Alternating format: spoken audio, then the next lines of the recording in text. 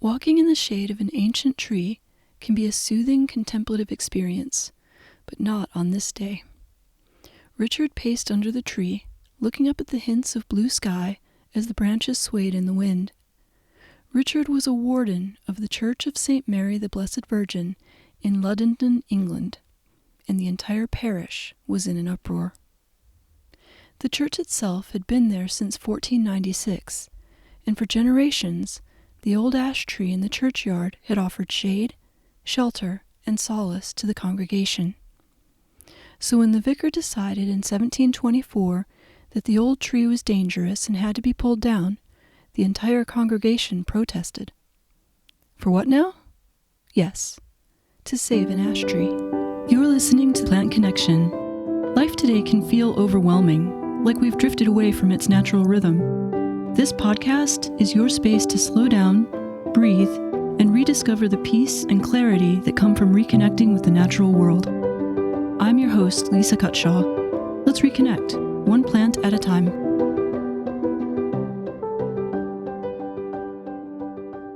It's true, even in 1724, people found it hard to justify cutting down a beloved old ash tree that had been there for longer than any of them had been alive. The public sentiment was so strong that the vicar and the church wardens were trying to find a solution to be able to remove the tree without creating a crisis. Remember, Richard was one of the church wardens caught up in trying to find a solution. When I tell you that Richard was also a carpenter and an undertaker, can you guess what solution occurred to him as he passed under that tree? What we know for sure, based on newspaper clippings, is that the vicar and the other church warden were so pleased with Richard's suggestion that they called a meeting in the church vestry the following Wednesday to discuss it with the congregation. Keep in mind, they didn't tell anyone what the proposed solution was. I'm guessing it must have piqued the public's curiosity, because between that and the strong feeling against cutting down the tree, people showed up in droves. According to the newspaper account, only 1/10 of the crowd could fit in the vestry, so they moved to the church. They filled that, including the choir loft. Probably the best turnout the church had seen in years. Richard stood up and spoke to the crowd, explaining that he loved the tree too, and didn't want to see it cut down. But since it had to be cut for safety reasons, he would buy the timber from the tree. Remember now, he's a carpenter. And in exchange, he would pay enough to buy a silver chalice and paten, in his words, which will be a credit to the church and which I hope will be used for centuries by successive parishioners. In other words, the church had been using a more ordinary cup and plate for their communion services, and he was going to buy a fancy, solid silver set in exchange for the wood. Believe it or not, everyone at the meeting agreed that this was a good solution. I wondered why they were okay with that. So I did a little research on what the relative monetary value of the tree and the silver chalice and paten would be. Based on some historical examples online, the silver pieces probably cost somewhere in the vicinity of 15 to 20 pounds, though I couldn't find the actual record of what Richard paid. The tree itself would normally have cost Richard less than 2 pounds, maybe even 1 pound, so this was a significant donation. In fact, the purchase price he offered would have been close to the average annual pay for a carpenter in 1724 England. No small thing, and though it's hard to put a monetary value on a tree, it shows just how highly Richard and the rest of the congregation esteemed the old ash tree. In fact, the newspaper account I found of this was written some 175 years after the story took place, and the author of that article wrote their own approximation of an old folk song about the whole thing. Now don't worry, I have no intention of trying to sing it, mainly because they didn't include any music to go along with the lyrics. I like singing though, and it turns out there are real traditional folk songs written about ash trees. One from Wales is called The Ash Grove.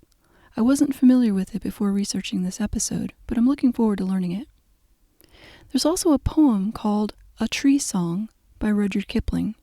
Now, I know his work can be controversial culturally, but this one celebrates the trees of England, using the line oak and ash and thorn as a recurring chorus in the song. And England isn't the only country that loves ash. In Ireland, ash was one of the 3 sacred trees that guarded the country, along with oak and yew. In Celtic mythology, ash was seen as symbolic of healing, and the god Lugh was said to take the form of an eagle and rest in an ash tree. Now, I find that symbolism interesting for reasons I'll come back to in a minute. But first, let's stick with mythology and perhaps one of the most famous ash trees known to man. Yggdrasil, the world tree of Norse mythology. It was rooted in the underworld, with its branches reaching into the heavens. The gods held their council in its shade. The first man was created from an ash tree that the Norse god Odin found on a beach. And the Norse people aren't the only ones who trace the creation of humanity back to an ash tree. The Wabanaki tribe in northeastern U.S., the Osage from the Great Plains, and the Thompson River Indians of British Columbia all traced back human existence to an ash tree. More than just cosmology, many of those peoples needed the ash on a very practical level for things like wood to craft baskets with. In Ireland, the ash wood was traditionally used to create hurling sticks. In the U.S., it's often used to make baseball bats, though maple and birch are common as well. And because of ash's unique characteristics, it can be used in ways that many other strong woods cannot. Why? Given enough steam and pressure, ash can be bent into curved shapes that retain their strength despite the deformation of the grain, critically, without splitting. Ever seen an old bent wood rocking chair? The bent pieces are probably ash. There are some remarkable modern artisans making furniture from ash using this technique. And historically, a pair of brothers needed to find a type of wood that had a unique combination of strength, lightweight, and ability to be bent into curved shapes. Why?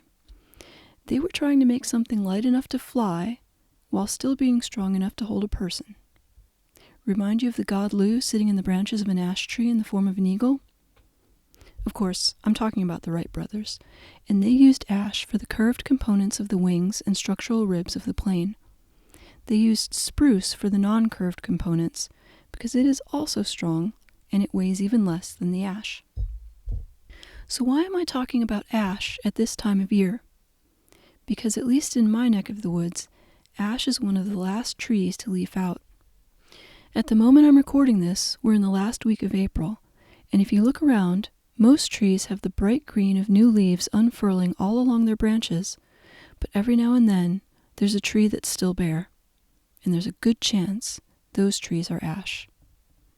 Depending on who you talk to, there's somewhere between 45 and 65 species of ash in the world, all grouped into the genus Fraxinus, and between 16 and 20 of those are native to North America. The genus is also found native across Europe and the temperate to subtropical parts of Asia. Here in the U.S., ash trees used to make up a large part of the plantings found in public parks and along city and small-town sidewalks. That has been changing over the last few decades as the emerald ash borer has decimated native ash populations, killing many millions of trees. Even more trees have been cut down in an effort to keep the emerald ash borer from spreading, and a lot of cities no longer plant any species of ash because they are so susceptible to damage from the insect.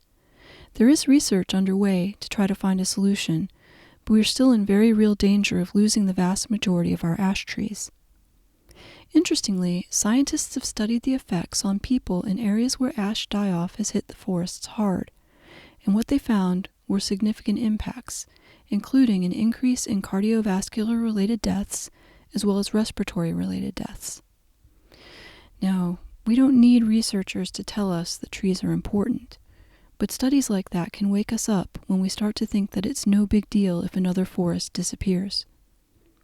Ash trees can still be purchased from nurseries here in the U.S., but if you plant one, just know there is a chance it will be killed by the emerald ash borer. There are chemical treatments available that can help keep that at bay, but you do have to put the effort in.